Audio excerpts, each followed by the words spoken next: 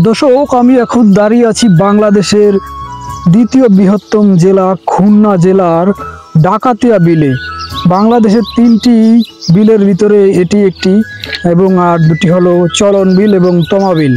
এই বিলটি মূলত ডাকাতিয়া বিল হওয়ার কারণ হলো একসময় এখানে খাল ছিল এবং এই খাল দিয়ে মানুষ যাতায়াত করার সময় মানুষের কাছ থেকে ডাকাত দল তাদের সর্বোচ্চ লুফে নিত এবং তাদেরকে একবারে নিঃস্ব করে ছেড়ে দিত।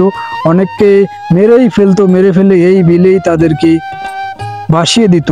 এবং এখন এই বিলটি মূলত অভিশপ্ত বিল হিসেবে পরিচিত হয়েছে। এই বিলটাকে মানুষ ডাকাতিয়ার বিল এবং অভিশপ্ত বিল বলে আখ্যা দিয়েছেন।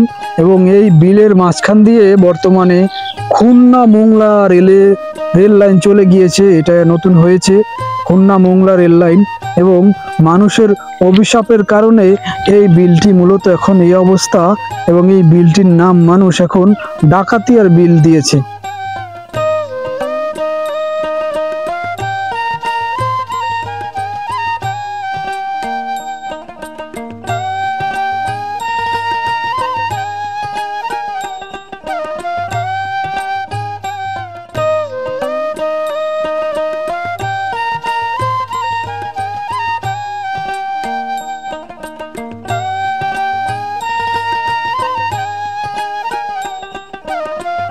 দর্শক, বর্ষার সিজন আসলে এই বিলে আরো ভয়ঙ্কর অবস্থা হয়ে যায়। আশপাশের যেই মানুষগুলো আছে তারা একেবারে পানিবন্দী হয়ে যায়, এবং যদি কেউ মারা যায় 2 মাসের ভিতরে তাদেরকে কবর দেওয়া খুব কঠিন হয়ে যায়। এবং মূল কথা হলো এই বিল ডাকাতিয়ার বিল হওয়ার কারণ হলো এক সময় এখানে ভয়ঙ্কর ডাকাত দল ছিল।